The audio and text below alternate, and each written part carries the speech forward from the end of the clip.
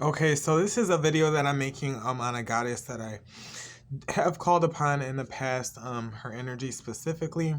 I'm going to explain why and how I use her. I don't use Diana as a feminist, pro-feminist goddess in my goddess-centered worship, but I do worship. I am sort of pro-feminist, but anyways, what I use her for as goddess of the hunt and of any warriorship of the hunt, shooting arrows, shooting light.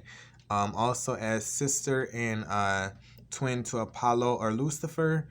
And as we know, Apollo has many epithets. Hyacinthus is one. There's so many different names. I work with him in his more angelic forms, or that's the typical forms that I call upon, especially the very gay or queer forms. And so that's kind of how I work with Diana, and I work with her as Diana TRI-formis, or with Luna and with Hecate, goddess Hecate.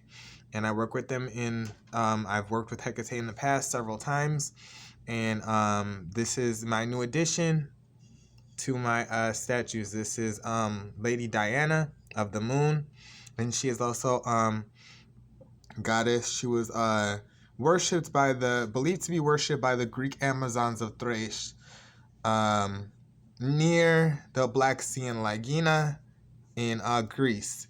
So that's who, and that's kind of how I worship Diana, goddess Diana.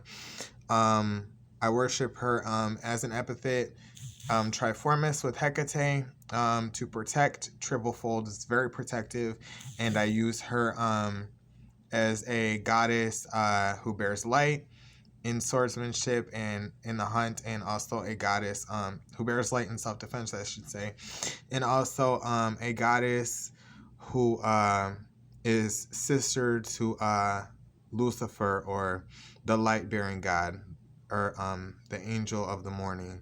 So it's kind of how I work with Diana, and this is a beautiful depiction of her. This is not one of the only ones. This is more similar to a plaque, but it's gorgeous. I don't want to show too much because it is, so unique to me and so special.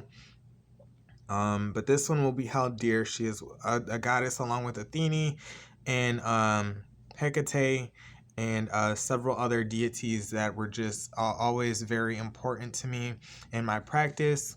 And I don't want to work with too many because of course that's doing a little bit too much, but I love the energies that she carries, and this is a blessed goddess.